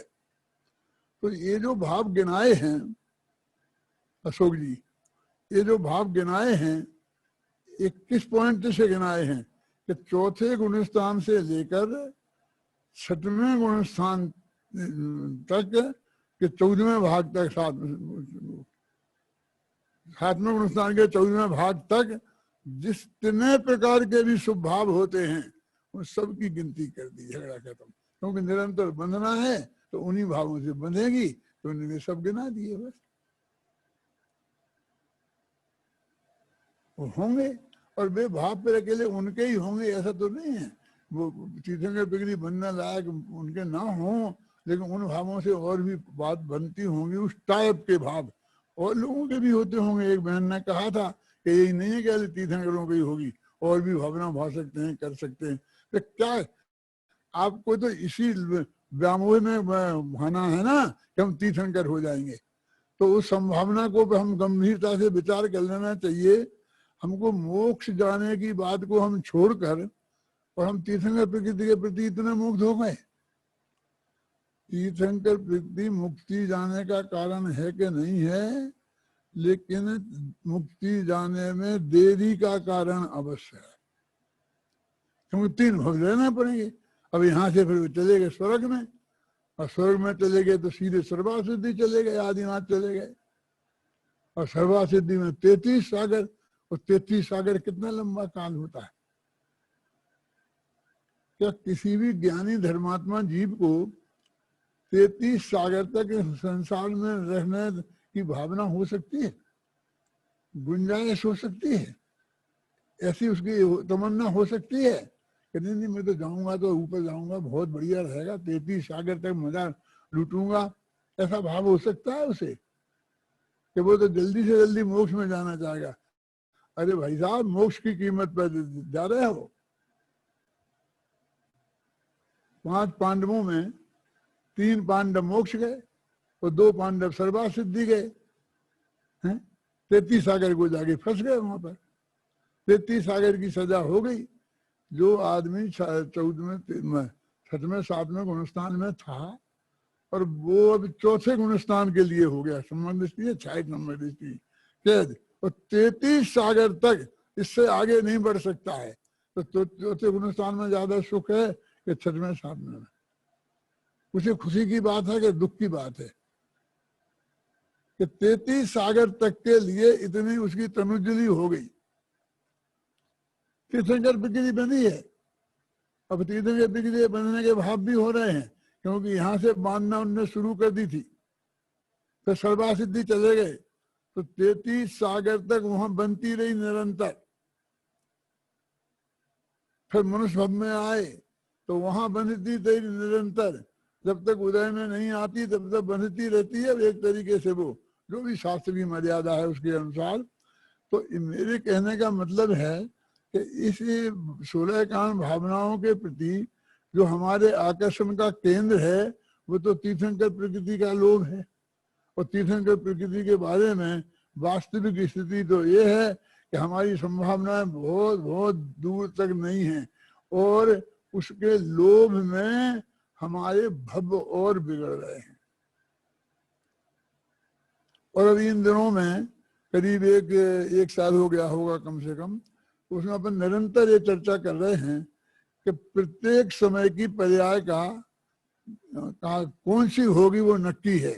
यहाँ तक कि ज्ञान का गे क्या बनेगा ये भी अनंत काल तक की हमारी पर्यायों का पूर्ण सुनिश्चित है। उसमें हमें कोई फिक्र नहीं करना है, कोई चिंता नहीं करना है, कोई कोशिश नहीं करना है। यदि सबसे बड़ी बाधा कोई है तो हमारा जो चित्त में कोशिश करने का भाव है कि हम कोशिश करें, ये है सबसे बड़ी दिक्कत, बाधा। हमारे चित्त में से एक कोशिश वाला भाव हटना चाहिए। जब कुछ परिवर्तन संभव ही नहीं है, एक तो सबका नक्की है, जिसको तीर्थंकर हो गए मोक्ष जाना है उसका भी नक्की है, और जिसे बिना तीर्थंकर हुए मोक्ष जाना है उसका भी नक्की है। उसमें कोई फेरफार किसी कीमत पर संभव नहीं है। मैं एक बात अपनी कहता हूँ, एक सच्ची घटना है, अभी 4-6 महीने पहले की है। मैं बहुत ज्यादा बीमार हो गया था और हॉस्पिटलाइज था। डॉक्टरों ने, लोग कहते हैं कि जवाब दे दिया था। मुझे ऐसे वार्ड में भर्ती किया गया था जहां कि वो जो जाते हैं वो लौट के आते नहीं है। तो सारे देश में हल्ला गुल्ला हो गया था। तो एक मेरे बहुत घनिष्ठ मित्र मुझे देखने के मिलने के लिए आए। तो वो मुझे देखने अस्पताल आए तो हर एक को तो किसी को मिलने नहीं देते थे, क्योंकि डॉक्टर लोग कहते हैं इन्फेक्शन हो जाएगा, ये हो जाएगा, वो हो जाएगा। लेकिन वो तो जबरदस्त आदमी थे ना, तो अंदर धक्का मार करके उसको और चले गए, अंदर पहुंच गए, मेरे पास पहुंच गए, बैठ गए कुर्सी पर, थोड़ी देर बातें करी यहाँ वहाँ की, और फिर मेरे से बोले कि आपका क्या विचार है? मेरे क्या विचार है? आप कहाँ जाना पसंद करेंगे? आप कहाँ जाएंगे? ये क्या बात कर रहे हो? डॉक्टर छुट्टी देगा तो घर जाएंगे? कि वो तो ठीक है, लेकिन अगले भव में आप कहाँ जाएंगे? मैंने कहा जहाँ जाएंगे चले जाएंगे। बोले नहीं तो भी आपकी रुचि क्या है, आपको क्या पसंद है? मैंने कहा मालूम है आप क्या कह रहे हो? आप मेरे से निदान बंद करने के लिए कह रहे हो, और निदान बंद अच्छी चीज नहीं है कि मैं कहाँ जाना चाहता हूँ तो मैं बताऊं कि मैं वहां जाना चाहता हूँ, और मैं कहूँ कि जो मैंने पुण्य कमाए हों तो मेरे को वहां जाने को मिले। मैं निदान बंद नहीं करना चाहता हूँ, मेरी कोई भावना नहीं है। बोले बहुत से लोग कहते हैं कि हम पूज्य गुरुदेव श्री के साथ मोक्ष में जाएंगे, टोले के टोले साथ मोक्ष में जाएंगे। आपका क्या विचार है? मैंने कहा मेरा कि टोले में जाने का मेरा विचार नहीं है। मेरा विचार गुरुदेव श्री के साथ में टोले में मोक्ष जाने का विचार नहीं है। ऐसी आंखें फाड़ फाड़ के देखने लगे, क्या बोल चलते हो?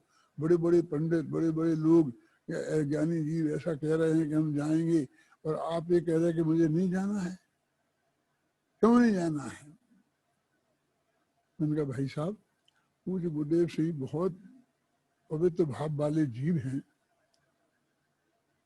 तो वे स्वर्गवास हुआ है उनका, तो इस पंचम काल में जो ऊंचे से ऊंचे स्वर्ग में जाते हैं वहां गए होंगे, और वहां सागरों पर्यंत आयु उनकी होगी, फिर भी वहां से आकर के मनुष्य होंगे और फिर जाएंगे। इस सागरों पर्यंत तक संसार में रहने का मेरा विचार नहीं। उनके साथ जाने का अर्थ तो ये हुआ ना कि तब तक मैं संसार में रहना चाहता हूं। क्या इतने लंबे काल तक कोई भी आत्मार्थी संसार में रखने की भावना कर सकता है? करना चाहिए। तो वे आंखें फाड़ फाड़ के मेरी तरफ देखते, अरे भाई मोक्ष में जाने की भावना एकत्व भावना है, अन्यत्व भावना है, साथ की भावना नहीं है। साथ की भावना तो निगोद की भावना है। किसी के साथ जाना, किसी को साथ ले जाना, ये साथ साथ की बातें अब छोड़ दो, इस साथ का काम नहीं है। बहुत लोग कहते हैं अगले भव में मिलेंगे, फिर अगले भव में मिलेंगे। धोखे में मत रहना। मैं कहता हूँ, लोग कहते हैं चांस से मिल जाए, शास्त्रों में बहुत आता है कि वो मिल गए, फिर वो मिल गए, फिर अगले भव में वहां मिल गए, फिर अगले भव में वहां मिल गए। मैंने कहा वो शास्त्र में आता है, बस उतना ही है, ऐसा समझ लो आप। 1 अरब में से 1 चांस नहीं है आपको कि अगले भव में हम और आप कहीं मिलेंगे। सब समझ लो आप, पति पत्नी बाप बेटे भाई बहन जितना भी आपका बात्सल हो तो अगले भव में मिल जाओगे, इसकी कोई गारंटी नहीं है। नहीं मिलने की गारंटी ज्यादा है। ये तो लाखों में से अचानक एक आध मिल जाता है। तो फिर शास्त्रों में वही छांट छांट के रखे हैं उनने, क्योंकि उन्हें हमें बताना है, कुछ उपदेश देना है, कुछ समझाना है, इसलिए वो उदाहरण निकाल निकाल के उनने रखे हैं। लेकिन आप इस साथ की भावना मत समझो, अपने एकत्व भावना। मैं अकेला हूँ, अकेला आया हूँ, अकेला जाऊंगा। ये जीव अनादि से लेके अनंत काल तक सदा अकेला ही रहा है, ऐसी भावना ये करें। किसी के साथ जाने की बात भी नहीं है। तीर्थंकर होने की तो बहुत दूर की बात है। ये तीर्थंकर का विकल्प छोड़ दो। मेरा बस चले तो मैं स्थूलकारण भावना की पूजन ही बंद करवा दूं। रत्नात्रय की पूजन कम है। इतने अनंत तीर्थंकर हैं, अनंत सिद्ध हैं, अरहंत हो गए हैं। ये जो परम पूज्य दशा को प्राप्त हैं, जो साक्षात मोक्ष के कारण हैं, उन भावों के भाव कम हैं, उनकी पूजन हमें कम करना है। लेकिन बस इसकी बात हमारे न मालूम कब शुरू हो गई, कैसे शुरू हो गई।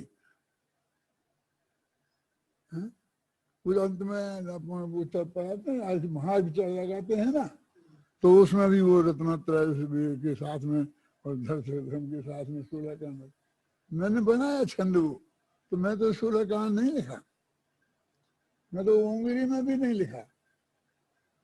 ये मुक्ति के कारण है रत्नत्रय, धर्म के 10 लक्षण। इतने इतने महान महान तीर्थ हैं, महान चीजें हैं, उनकी पूजा नहीं और इसकी पूजा और इसकी महिमा, इसके गीत हम गाएं। ये कैसे कैसे इसका बंद होगा? ये बंद के गीत गाते रहें? अरे बंद होता रहेगा। यदि हमें तीर्थंकर होना है तो उसके लिए जो जो कर्म बंधना होगा वो यथा समय बंधेगा। ये भी नक्की होगा कि हम तीर्थंकर होने वाले हैं, और कब कौन कर्म बंधेंगे ये भी नक्की है, और उन कर्मों को बंधने के लिए कैसे भाव होना चाहिए वो भी नक्की है।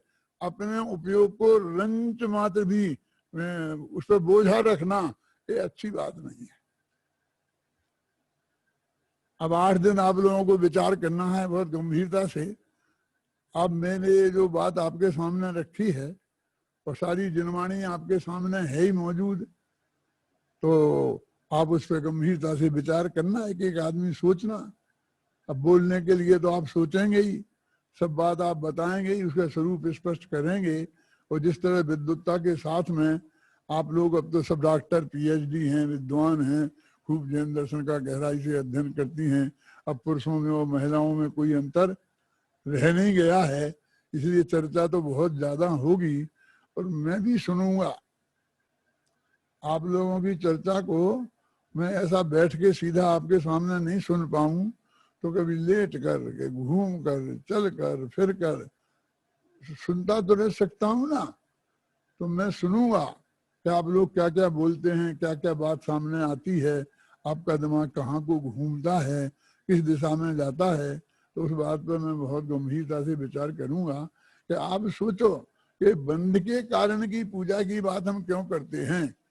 जो हम बंध के कारण की भावना क्यों भाएं, हम 16 कारण भावना है, 16 कारण भावना क्यों, तीर्थों के प्रकृति का बंद होगा उससे, तो किसी बंध के का की भावना हम क्यों भाएं।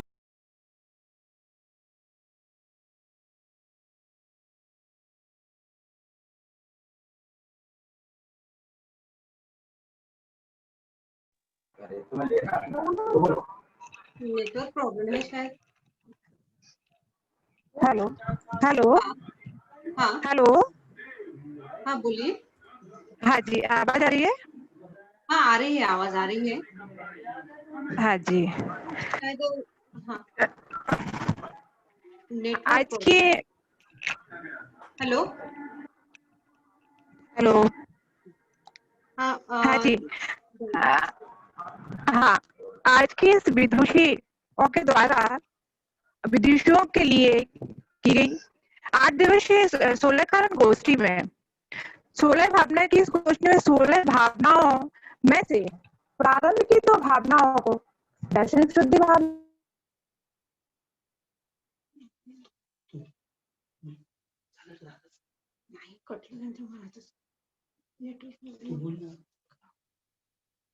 हेलो। अंतर्भावना।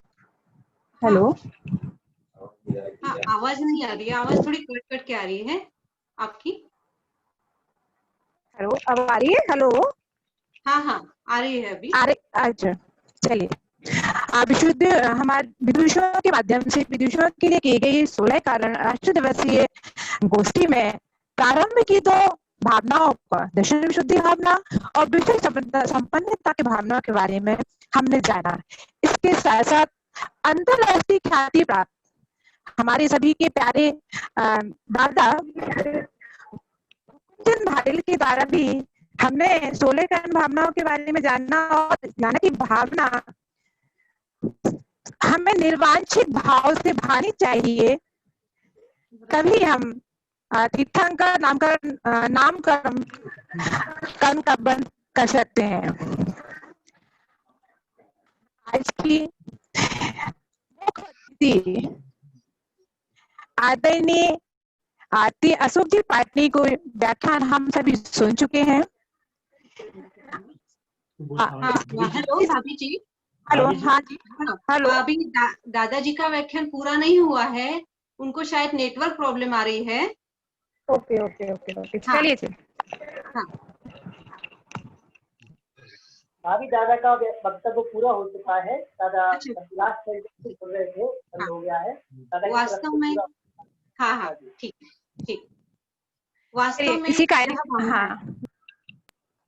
वास्तव में यह भावनाएं बंध का कारण होने से हमें इनसे परे निर्बंध स्वभाव को ही भाना है। ऐसा मार्मिक स्वरूप हम के साथ क्रमबद्ध पर्याय की बात हमें आदरणीय दादा ने समझाई है।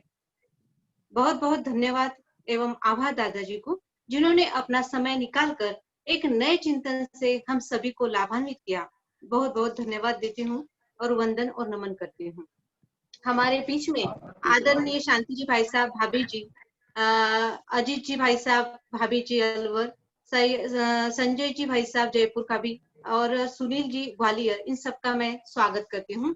अब मैं आमंत्रित करना चाहूंगी हमारे आज के इस सत्र के अध्यक्ष महोदया को, आदरणीय छोटी बाई श्रीमती गुणमाला जी भारेल। आपके परिचय से कौन परिचित नहीं है, ऐसा मैं कहना चाहूंगी। आदरणीय बाई निरंतर छोटे दादाजी के साथ इस धर्म कार्य में अग्रसर रहती है। आपका सरल स्वभाव, आपकी रुचि और परिवार को दिए संस्कार हम सभी के लिए अनुकरणीय व आदर्श है। आदरणीय छोटे दादा हमेशा कहते हैं कि मेरी प्रत्येक पुस्तक का प्रथम वाचक बाई ही है। इससे आपकी धर्म प्रीति हमें दिखाई देती है। मैं आपको वंदन करती हूँ और अध्यक्षीय मनोगत हेतु आमंत्रित करती हूँ। आदरणीय बाई।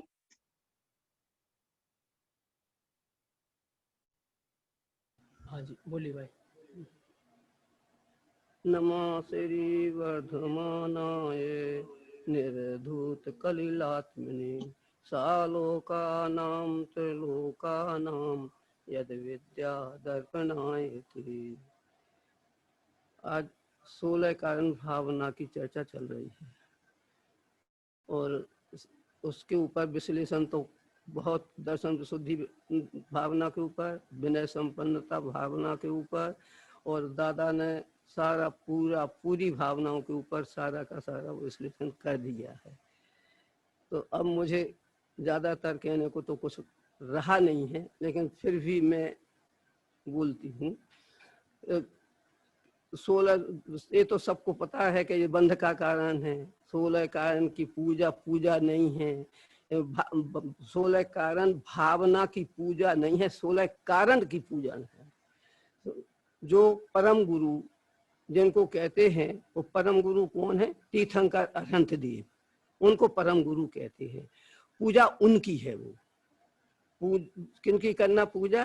परम गुरुदेव तीर्थंकर देव की। वो जो तीर्थंकरों को, जो जिन जीवों को तीर्थंकर होना है, वो जीव ही इस भावना को भाते हैं। इन 16 कारण भावनाओं का भावना भाना उनके होता है। सभी जीवों को वैसे बतलाया गया था, अभी है भी, शास्त्रों में भी उल्लेख है कि हम जो सम्यक्ति जीव हैं सभी भावना भा सकते हैं। लेकिन जो 16 कारण भावना तो उसमें है 16 कारण भाय तीर्थंकर जे भई, तो और अक्षरी में लिखा है कि जय जय नाथ परम गुरु हो। ऊपर तो ये लिखा है कि 16 कारण भाय तीर्थंकर जे भाई, जो 16 कारण भावना को भाएंगे वो तीर्थंकर होंगे। और नीचे लिखा है कि जय जय नाथ परम गुरु हो, देखे नाथ परम गुरु हो। तो परम गुरु कौन है? वैसे अपन जब शास्त्र स्वाध्याय करते हैं, शास्त्र सभा में विराजमान होते हैं और मंगलाचरण करते हैं, तो उसमें कहते हैं परम गुरुवे नमः, परंपराचारी गुरुवे नमः, और परम गुरुवे नमः अस्य मूल ग्रंथ कर्तारा गांधार देवा प्रति गांधार देवा, उत्तर ग्रंथ कर्तारा प्रति गांधार देवा, ऐसा सब अपन उसमें बोलते हैं। फिर बोलते हैं आचार्य कुंद कुंदामनाय विरचित शास्त्र जिन्होंने लिखा, जैसे पंडित तोरणमल जी ने लिखा मोक्ष मार्ग प्रकाशक नाम ध्येयम, इस तरह से उसमें मंगलाचरण में बोलते हैं। तो वो परम गुरु कौन है? गुरु कौन है और परम गुरु कौन है? गुरु तो है तीर्थंकर देव अरहंत, और परम गुरु है गांधाराचार्य, वो उनको परम गुरु कहते हैं। तो इनकी ये उसमें अपन जो बोलते हैं, और जिन जीवों को वो तीर्थंकर का होना निश्चित है वो ही इस 16 कारण भावना को भाते हैं। ये भावना बंध का कारण सभी बोल रहे हैं कि बंध का कारण है। और बंध क्या? बंधों से तो अपन छूटने के लिए कहते हैं कि बंध से छूटो, बंध नहीं हो, बंध आश्रय बंध निर्जरा जी। तो और फिर तीर्थंकर प्रकृति का बंध का कारण है, तो वो कब तक बंधेगी, क्या होगा? तो वैसे तो जो तीर्थंकर प्रकृति सर्वोच्च पुण्य का कारण है, सर्वोच्च है। तो 16 कारण, 16 कारण क्या है? वो गुणों को प्रकट करने वाले हैं। कैसे? कि वे चारों गतियों में आवागमन नहीं होता है, ऐसा प्रज्ञा बहन ने इसका विश्लेषण किया था। सारा दर्शन विशुद्धि भावना में प्रज्ञा बहन ने इसको बतलाया था। उन्होंने 25 दोष रहित सब उसका विश्लेषण भी किया था। और विनय संपन्नता में रंजना बहन ने किया था, प्रज्ञा बहन ने भी किया था, और रंजना बहन ने भी बताया था विनय संपन्नता शील को। तो अब जो पुण्य पाप क्या है? पुण्य पाप का नाश करके ज्ञान रूपी सूर्य को जो प्रकट करते हैं वो दर्शन विशुद्धि भावना है। दर्शन विशुद्धि भावना को ज्ञान पुण्य पाप का नाश करके वो जो ज्ञान रूपी सूर्य को प्रकट करता है वो दर्शन विशुद्धि भावना होता है। उससे संसार में आवागमन नहीं होता, चारों गतियों का भ्रमण नहीं होता है। और विनय भावना को जो धारण करते हैं वो मोक्ष रूपी सहेली को वरण करते हैं, मोक्ष रूपी सहेली को वरण करते हैं। ऐसी भावना सहज व्रतों को धारण करते हैं। जो जीव मोक्ष रूपी महल में जाने के लिए के अधिकारी हैं, ऐसी भावना हम सभी लोग भाते हैं।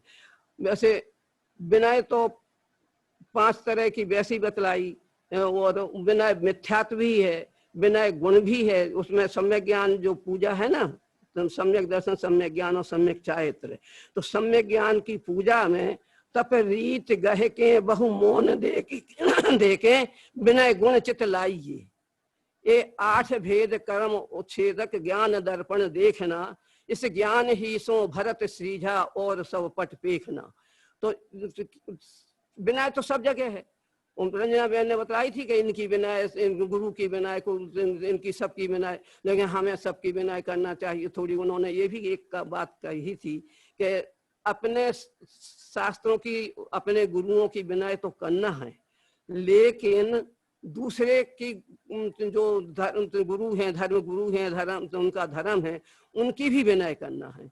लेकिन वो विनय कौन सी? उपचार विनय हो सकती है, सही सम्यक दर्शन रूपी विनय जो अपन को करना है, जो सही विनय करना, वो नहीं हो सकती है, क्योंकि वो तो मिथ्यात्व का कारण है। यदि हम गुरु को, देव को, धर्म सेव की पूजा करेंगे तो मिथ्यात्व का कारण बनेगी। इसलिए विनय उनका गुण, जो उनमें गुण है उसको चित लाइए, माने उनको धारण कर सकते हो। वे तो अपना तो अच्छी कहते हैं ना कि बुरी बात को छोड़ दो, अच्छी बात को धारण करो। इस प्रकार से अपना धर्म को माने। और हम सब लोग यही धर्म 16 कारण भावना को भाते रहें, ध्यान में रखते रहें, ऐसी बात करके और मैं अपनी बात को यहीं पे विराम लेती हूँ। जय जय। बहुत बहुत आभार एवं धन्यवाद आदरणीय छोटी बाई का। इस संगोष्ठी के प्रथम सत्र में अत्यंत सुंदर चर्चा आज हमें अपने को मिली। आगामी दिनों में भी हम अन्य भावनाओं पर विस्तार से चर्चा करेंगे, सुनेंगे। मैं पुनश्च सभी विद्वान और आयोजकों का आभार व्यक्त करती हूँ कि उन्होंने यह कार्यभार मुझे सौंपा। बहुत बहुत धन्यवाद। एवं अंत में आभार प्रदर्शन एवं आगामी सूचना हेतु बुलाना चाहूंगी श्रीमती रागिनी जी जैन आगरा। वे पधारे एवं हमारे विद्वानों, विदुषी एवं अतिथियों का आभार व्यक्त करें। रागिनी जी। हेलो। हाँ हेलो, आवाज आ रही है? आ रही है, आवाज आ रही है।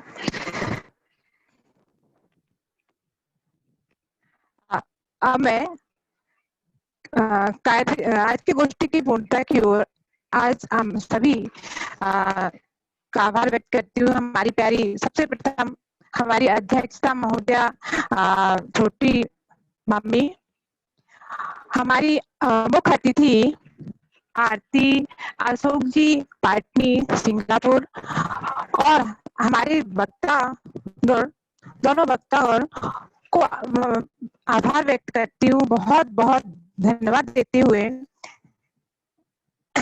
आगे की सूचना आप लोगों को कल होने वाली इस गोष्ठी का समय 8 बजे से है। आज जो 7:30 से स्टार्ट हुई थी, कल 8 बजे से है।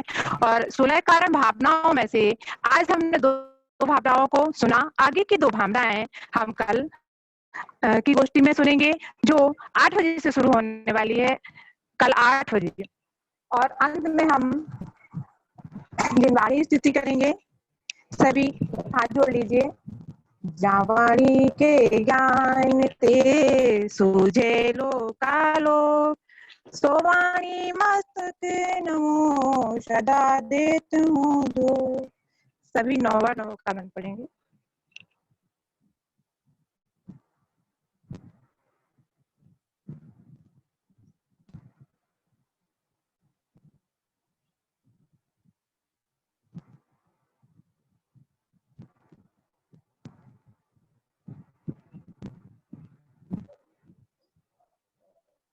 कल के लिए सभी पुनः तैयार रहे 8 बजे आगे की 2 भावनाओं के लिए। बोलिए। आज का कार्यक्रम हम यहीं समाप्त करते हैं।